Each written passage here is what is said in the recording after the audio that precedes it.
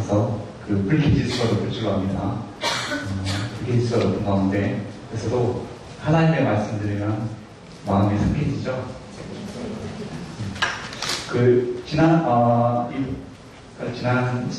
지난주 초에 이세 선교사들, 한국에 와 있는 선교사 자녀들, 이세 선교사들과 함께 광주 유배지 역사박물관, 그리고 여수 공항 옆에 있는 애양원 기념박물관에 방문을 했습니다.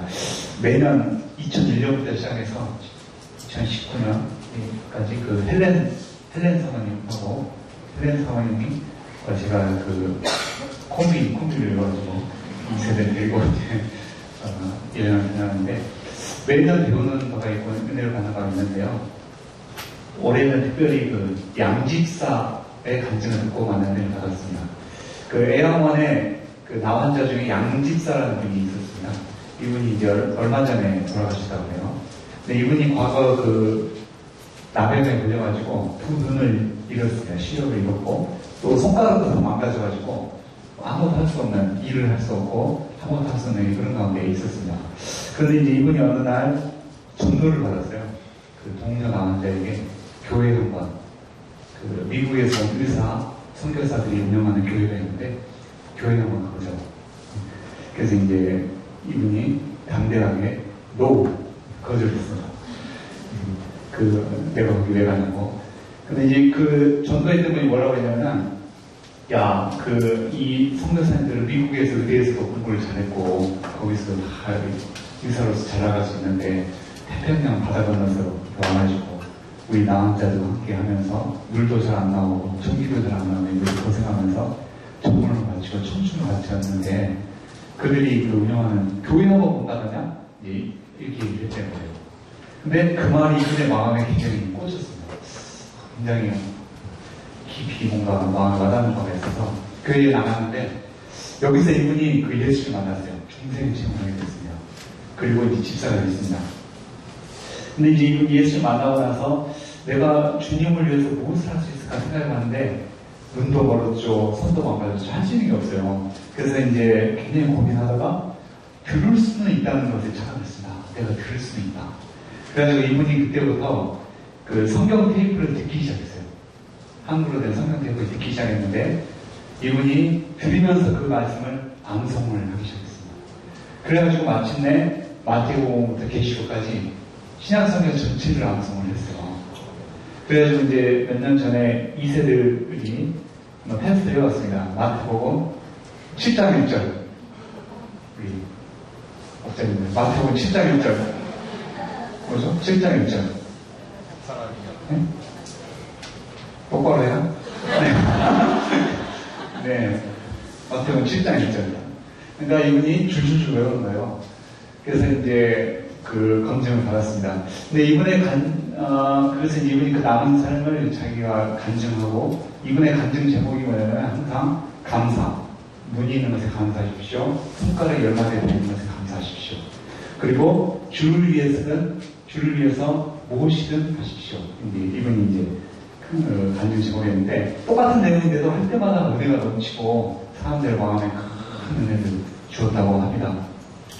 저는 이번에 간증을 통해서 새롭게 배우게 된 것이 뭐냐면, 나는 두 눈을 볼 수 있다는 것이 큰 특권이고 은혜라고 생각했는데, 이 볼 수 있다는 것에 얼마나 내가 마음이 현혹되고 미혹되고 집중력을 잃는가.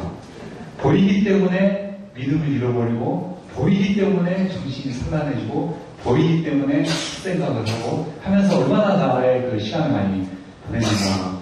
이분이 아무것도 배우지 않는 무학자인데 신약 성경을 다 외웠다고 하잖아요. 내가 이분과 같은 집중 능력을 가지고 신앙생활을 했으면 신약 성경을 최소한 영어, 풀어 두고 이렇게 거기다가 조금 더 열심히 원래는 중국어, 일본어 이렇게 줄줄 외우고 남을 텐데 얼마나 눈에 보이기 때문에 보이는 상황에 절망하고 믿음을 잃고 감사를 잃고 헤매고 헛생각하고 하면서 생각을 굉장히 회개를 많이 하게 됐습니다. 그래서 아무튼 이제 앞으로는 하시는간 눈을 좀 감고 이렇게 집중력을 발휘해서 성경 말씀 많이 암송하고 영적인 책을 많이 보고자 소원하고 결단을 하고 기도하는 그런 시간이 되었습니다. 네, 오늘 창세기 18강 말씀의 제목은 이삭의 축복을 받은 야곱입니다. 말씀은 창세기 27장 1절 45절이고요. 요절은 29절입니다. 요절 말씀 다시 한번 읽어보겠습니다. 시작.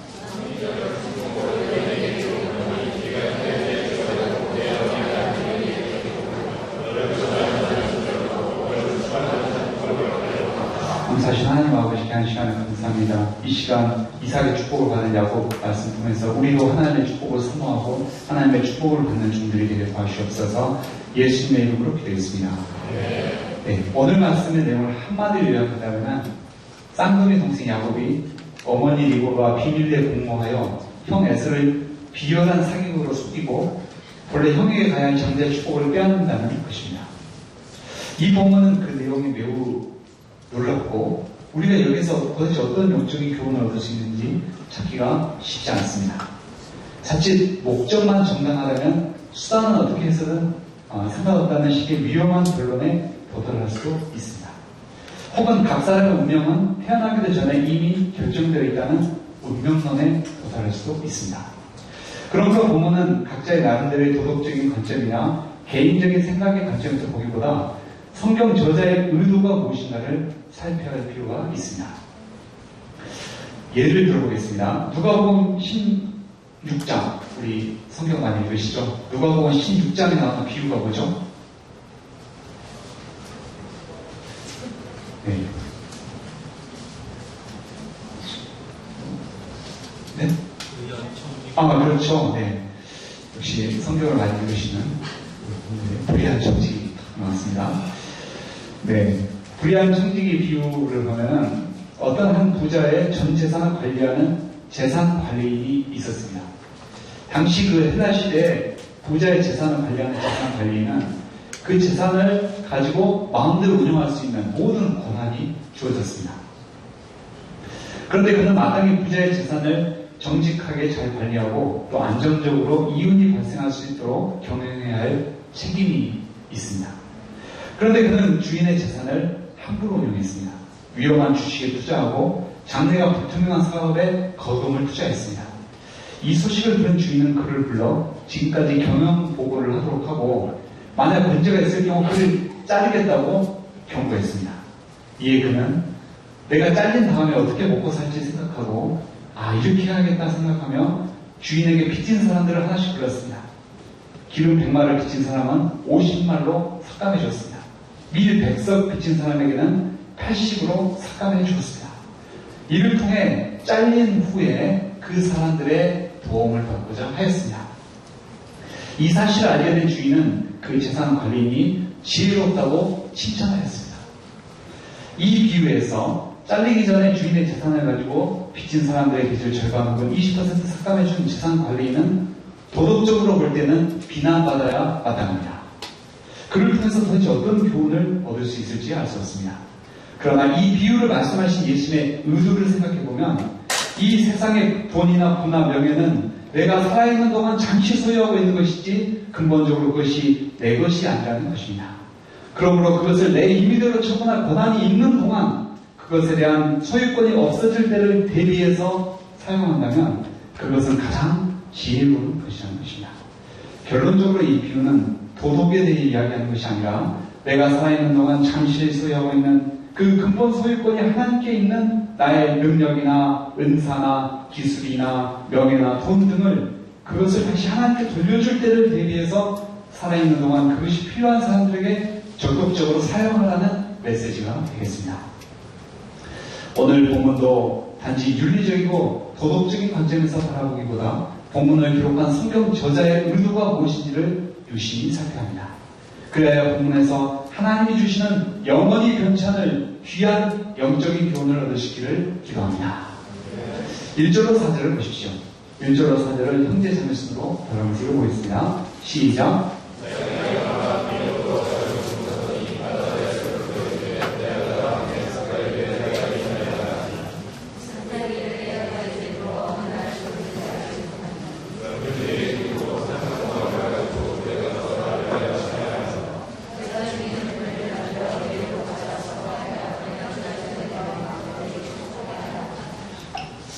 이삭이 나이가 많아 눈이 어두워서 잘 보지 못하였습니다. 이는 그가 세상을 떠나 하나님께 돌아갈 날이 멀지 않았음을 의미합니다. 이에 그는 죽기 전에 장자에게 축복을 하기 원했습니다. 이에 큰아들 에서를 불러 들에 나가 사냥하여 벨미를 만들어 그로 하여금 먹게 하고 먹은 후 마음껏 그를 축복하게 하라고 말했습니다. 이 축복은 하나님이 아브라함에게 주셨던 약속의 말씀과 모든 복의 말씀을 그대로 전하는 의미가 있습니다. 이삭은 당시 질서에 따라 간발의 차이로 먼저 태어났지만 그래도 어머니 장자의 형 에서에게 이 축복을 주한다고 생각했습니다. 반면 그의 아내 립바는 두 아이를 임신했을 때 하나님이 주셨던 말씀을 기억했습니다. 그 말씀에서 하나님은 두 국민이 내 태중에 있구나, 두 민족이 내 복중에서부터 나누리라. 이 족속이 저 족속보다 강하겠고 큰 자가 어린 자를 섬기리라 하셨습니다. 이 말씀에 의하면 장자의 축복은 동생 야곱에게 가야 했습니다. 리브가는 이 문제를 놓고 오랜 기간 기도했음에 틀림없습니다. 그런데 두 아들이 자라가는 과정을 살펴보며 과연 하나님의 뜻이 어디에 있는지 유심히 살폈습니다. 그런데 한 결정적인 사건이 있었습니다. 그것은 형이 팥죽 한 그릇에 장자의 명분을 동생 야곱에게 팔아버린 사건이었습니다. 둘째 야곱을 둔 이 사건을 전해들은 리브가는 이 사건을 깊이 마음에 두며 계속해서 기도했습니다. 그런데 다시 결정적인 사건이 있었습니다. 26장 34절 35절을 보면 에서가 가나안 헷족속 부엘의 딸 유딧과 결혼을 한 것이었습니다. 그러더니 조금 있다가 또 헷족속 엘론의 딸 바스맛과 결혼하였습니다. 당시 가나안 사람들은 가나안의 다른 신을 섬기고 있었습니다. 이삭과 리브가는 이 문제로 인해 마음에 크게 근심하였습니다. 그들이 느꼈을 충격과 당혹감은 오늘날로 치면 어떤 분이 한 청년을 그 교회의 후임 담임 목사님으로 세워져 기도하고 있는데 그가 어느 날 갑자기 불교 신자하고 결혼을 한 것입니다. 그때 얼마나 당혹스럽고 놀랐겠습니까? 이삭과 리브가가 느낀 당혹감이 바로 그것이었습니다. 그러나 이삭은 그래도 장자를 세우는 것이 맞지 원칙을 지키려고 있는 거야 라고 생각했습니다. 다음엔 리브가는 일련의 사건들을 마음에 두고 새겨보면서 아무래도 동생을 세우는 것이 하나님의 뜻이 아닐까 생각하고 기도했습니다. 5절부터 10절을 보십시오. 형제 자매 형제 순으로 돌아가면서 읽어보겠습니다. 5절부터 10절까지입니다. 시작.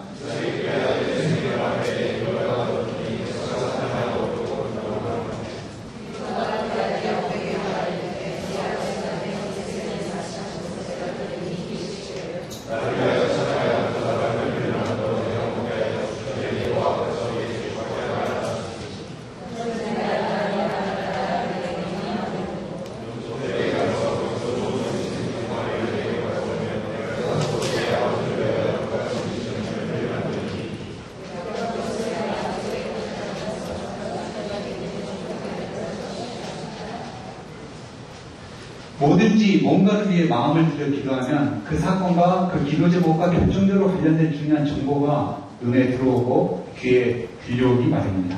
기도하던 리브가의 귀에 이삭과 에서 사이의 대화가 들렸습니다. 에서가 사냥하러 나가서 확인한 리브가는 야곱을 불러 얼른 염소새끼 두 마리를 가져오면 그것을 아버지에게 별미를 만든 터이니 아버지에게 드리고 아버지가 주는 장자의 축복을 받으라고 하였습니다. 여기서 리브가가 야곱에게 한 말은 상의가 아니었습니다. 그것은 그렇게 하라는 지시였고 방향이었습니다. 리브가는 어느 순간인지 정확하게 알 수 없지만 형에게 에서를 세우는 대신에 동생을 세우는 것이 옳다는 확신을 가졌습니다. 하지만 남편 이삭은 원칙을 내세우며 그녀의 말을 듣지 않았습니다. 이에 그녀는 남편을 속여 그녀가 옳다고 생각하는 결과를 얻어내고자 하였습니다. 바로 이 부분에서 본문 해석의 난관에 직면하게 됩니다. 도덕적인 관점에서 본다면 그녀는 명백하게 사기와 기만에 해당합니다. 과연 성경이 하나님의 뜻이라면 사기와 기만의 방법을 써도 된다고 말씀하는 것이며 목적이 정당하다면 어떤 수단을 써도 정당화될 수 있다는 말인가? To the end justify the means 하는 의문을 가집니다. 누구든지 본문을 읽으면서 이 부분에 이러이러한 의문이 들지 않을 수 없습니다. 하지만 서론에서도 말씀드린 것처럼 부분의 도덕적 판단보다 전체적인 성경 저자의 의도가 무엇인지를 살펴야 합니다. 11절로 17절을 보십시오. 형제자매 형제자매 순으로 11절로 17절까지 읽어보겠습니다. 시작.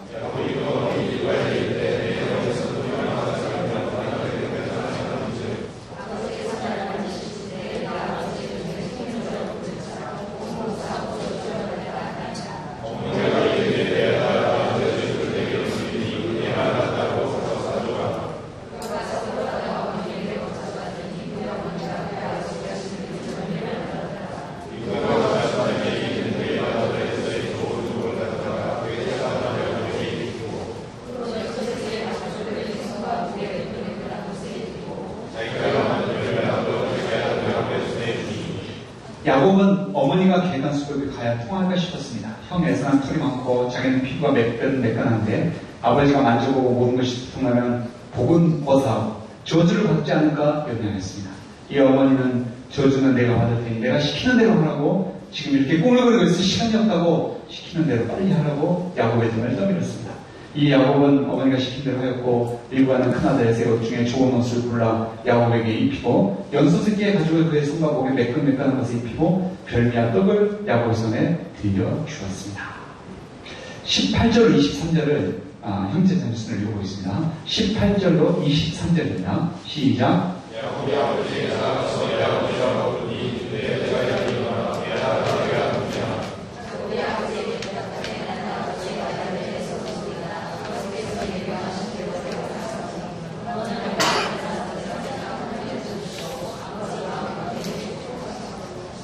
저에게 아들에게 내 아들에게 아버지가 되지 않았느냐. 그래 내 아버지의 아버지가 나를 수줍게 하게 하였으니 이르라.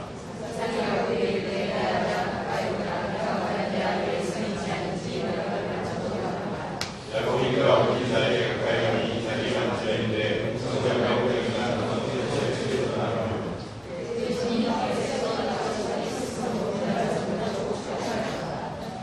네, 여기서부터는 야곱의 비범한 사기꾼 기질이 드러납니다. 아무리 어머니가 시켰다고 하지만 또 아버지의 눈이 침침하다고 하지만 형의 옷을 입고 손과 목에 여기서 들어가지고 거친 후 아버지에게 당당하게 나아가 내 아버지요 하고 부르고 또 내 아들아 내가 누구냐 하는 질문에 나는 아버지의 맏아들 에서입니다 라고 대답하는 것은 보통 강심장이 아니고는 할 수 없는 일입니다. 특히 평소 정직을 신념으로 삼고 어떠한 경우에도 거짓말을 해서 안 된다는 생각을 가지고 살아가는 사람의 경우 상상도 할 수 없는 일입니다. 야곱은 야같이 납피하나 변하지 않고 뻔뻔하게 아버지 내가 사냥한 고기를 잡수시고 아버지 마음껏 내게 축복하소서 말했습니다. 또 어떻게 이렇게 빨리 사냥하였느냐 하는 아버지의 질문에 아버지 하나님 여호와께서 나를 순조롭게 만나게 하셨습니다 하고 정말 얼굴에 철판을 깔고 하나님의 일까지 팔아가며 거짓말하였습니다. 이삭은 아무래도 미신쩍어서 그를 한번 만져보기 원했습니다. 이삭은 음성은 야곱의 음성인데 손은 에서의 손이구나 하면서도 귀에 들려오는 소리보다 손으로 만져지는触감을 더 믿기로 하였습니다. 그리고 마침내 동생 야곱을 형 에서로 여기고 그를 축복했습니다. 27절 29절을 다 같이 읽어보겠습니다. 시작.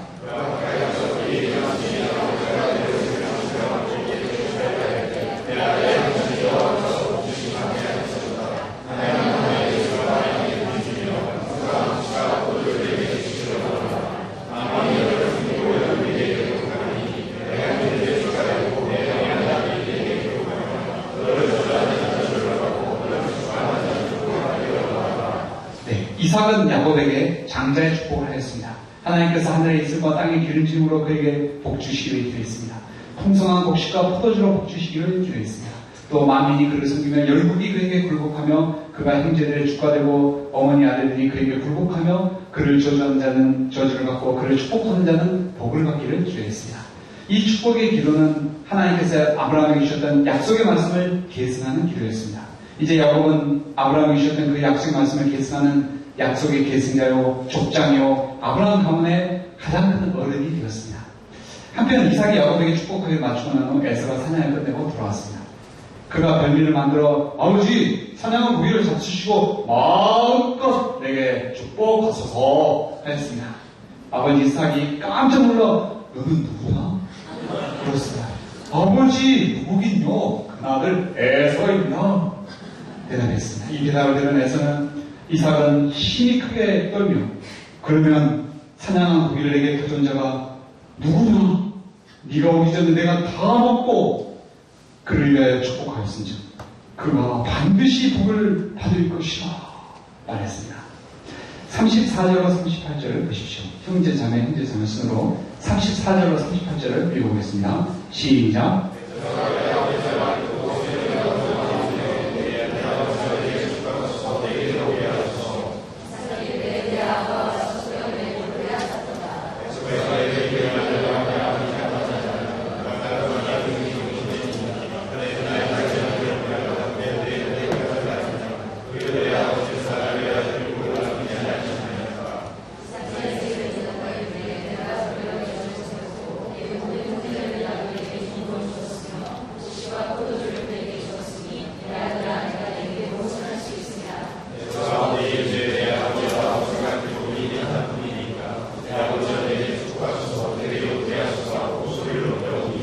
아버지의 말을 들은 에서는 소리를 지르며 울기 시작했습니다.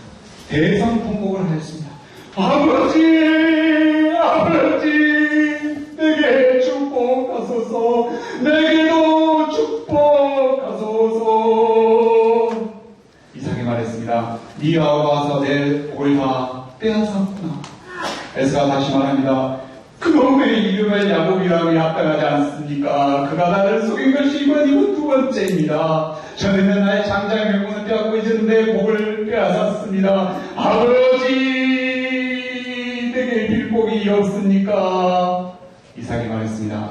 내가 그를 너의 주로 세우고 그의 모든 형제를 내가 그에게 종으로 주었으며 곡식과 포도주를 주었으니 내 아들아, 내가 내게 무엇을 할 수 있으랴? 에서는 다시 통곡하며 말합니다. 아버지, 빌복이 이것 하나뿐입니까? 내게도 축복하소서. 사도 바울은 로마서 9장 21절에서 이 사건을 다음과 같은 말씀으로 해석하였습니다. 토기장이가 지는 푼덩이를 하나는 뒤에 있을 그릇을 하나는 천이 있을 그릇을 만들 권한이 없느냐. 우리가 만약 본문을 그냥 읽고 느끼는 대로 혹은 윤리적인 관점에서 보면 해석이 거의 불가합니다. 그러나 사도 바울이 해석한 관점에서 볼 때 본문이 새롭게 보이게 됩니다. 바울 사도에 의하면 하나님은 오고 오는 모든 세대에게 영적인 교훈을 주기 위하여 에서와 야곱이라는 두 인물을 토기장이가 토기를 만들듯이 만드셨습니다.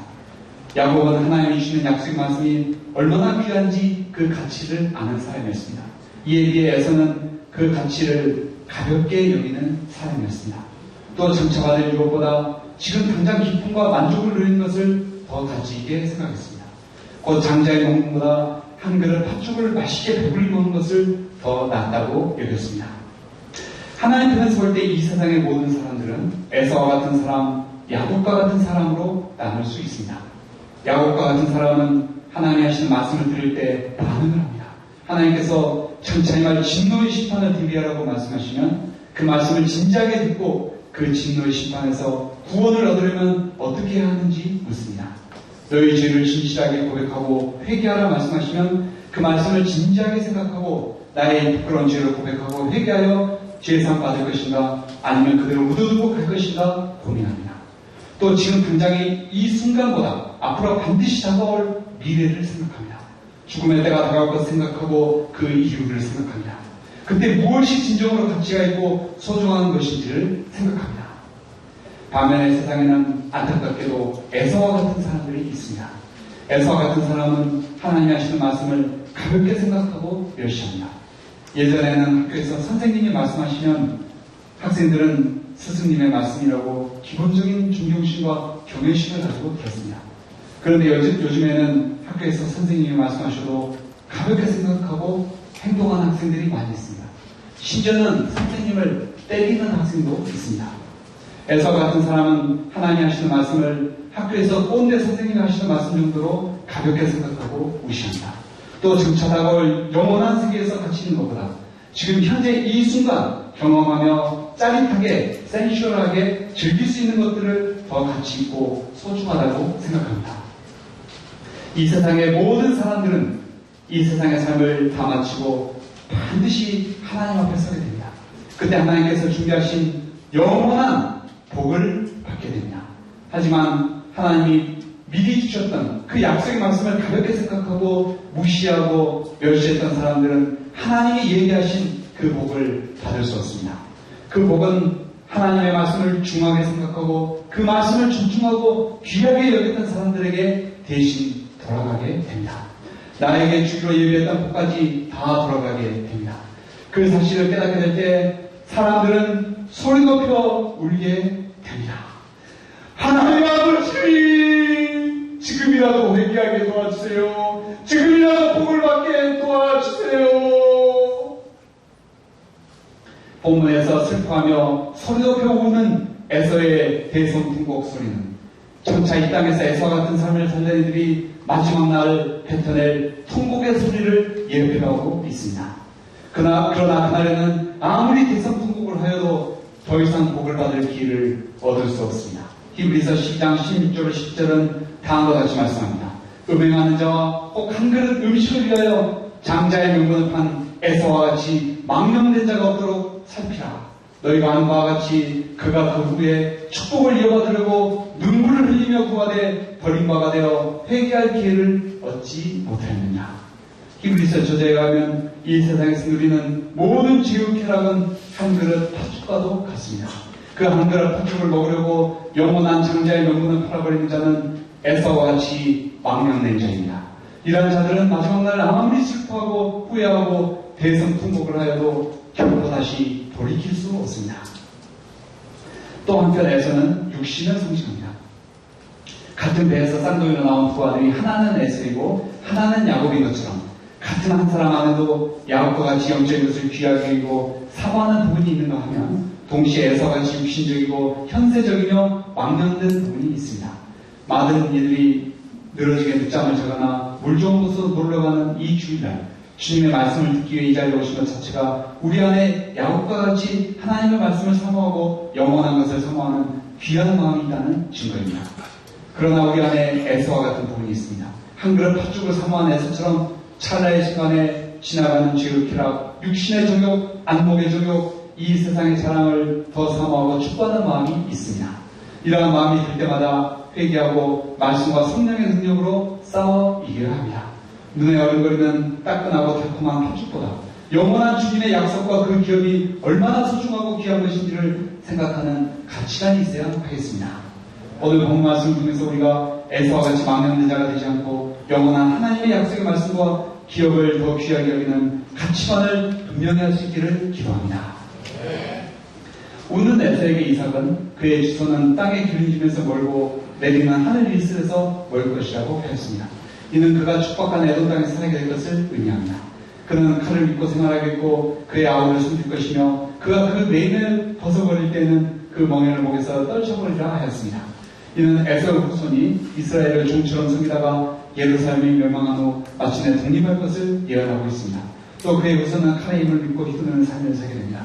예수님을 칼로 죽이려 했던 헤롯 왕이 바로 이 에서의 후예입니다. 한편 에서는 아버지가 돌아가시면 동생을 죽이겠다고 결심했습니다. 이것을 알게 된 일반은 야곱을 내삼촌 라반의 집으로 피신해 있도록 하였습니다. 결론입니다. 하나님은 하나님이 주신 약속의 말씀에 가치를 알고 귀하게 여기는 자를 귀하게 여기시고 사랑하십니다. 우리가 내 안에 꼭 에서와 같이 망령된 부분이 있지 않은가 살피고 하나님의 약속의 말씀을 세상 그 무엇보다 소중하게 생각하는 영적 가치관을 새롭게 할 수 있기를 기도합니다. 다 같이 요절 말씀인 29절 읽겠습니다. 시작.